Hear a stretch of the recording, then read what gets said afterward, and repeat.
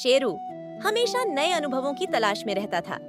एक दिन अपने गांव के पुराने मंदिर के पीछे छिपे एक जंगल में उसे एक पुरानी चमड़े की बंधी किताब मिली। किताब के पन्ने पीले पड़ चुके थे और उन पर अजीब अजीब चित्र और अक्षर उकेरे हुए थे। किताब में एक खजाने के बारे में लिखा था जो इसी जंगल में छिपा हुआ था।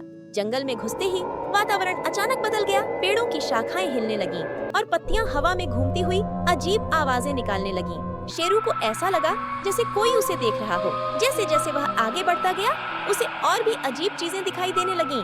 पेड़ों पर उगे हुए फूलों से चमकदार रोशनी निकल रही थी और कुछ जानवर ऐसी आवाजें निकाल रहे थे जो उसने पहले कभी नहीं सुनी थी। अंततः शेरू को एक पुरानी ढहती हुई झोपड़ी मिली। झोपड़ी के अंदर एक धुंधला दर्पण टंगा हुआ था। दर्पण में झांकते ही शेरू ने एक चुड़ैल को देखा। चुड़ैल ने शेरू से कहा कि वह इस जंगल की रानी थी और वह इस जंगल में कैद थी। उसने शेरू से मदद मांगी और कहा कि अगर शेरू उसे मुक्त कर देगा तो वह उसे खजाना दिखाएगी।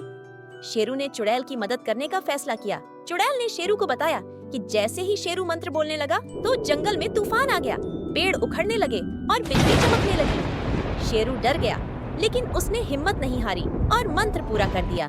मंत्र पूरा होते ही जंगल शांत हो गया। चुड़ैल ने शेरू को धन्यवाद दिया और गायब हो गई। शेरू को खजाना मिल गया, लेकिन वह खजाने से ज्यादा खुश इस बात से था कि उसने किसी की मदद की थी।